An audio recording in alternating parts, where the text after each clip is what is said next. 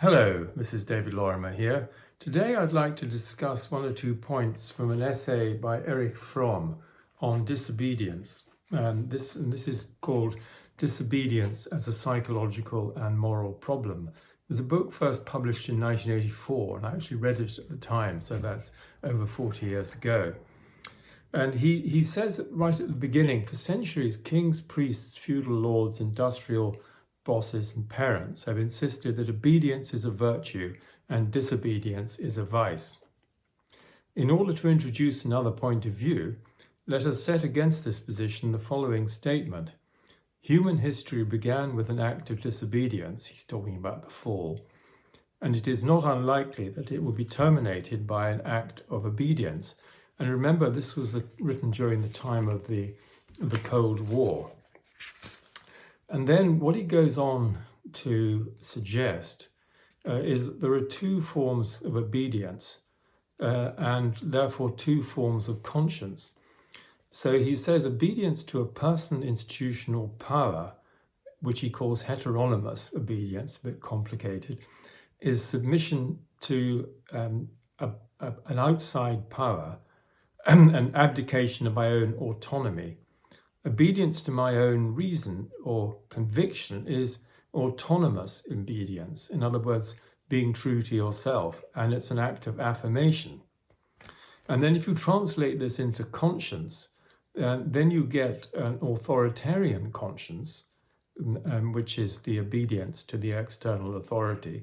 And then you get a humanistic conscience, which is obedience to one's own convictions and higher self. And then corresponding to this, he asks, well, why is it so difficult for us to disobey? And the reason he proposes is that I feel safe and protected if you obey. This is what states have told us repeatedly, which means that in order to disobey, one must have the courage to be alone, to err, and to sin. But courage is not enough. The capacity for courage depends on a person's state of development. And in order to be independent and assert one's freedom in this sense, then you need to have a strong inner center, not be too dependent on the approval of other people.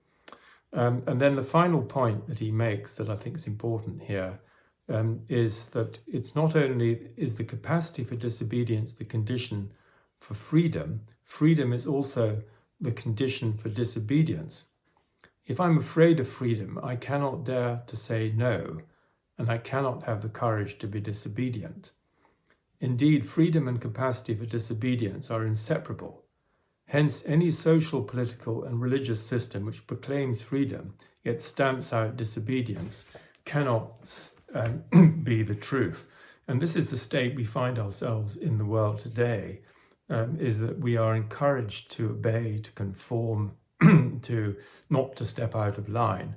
And yet there are many issues of conscience where we should be asking ourselves whether we don't have a duty to follow our humanitarian conscience and stand up, as I suggested yesterday, with a sense of moral courage.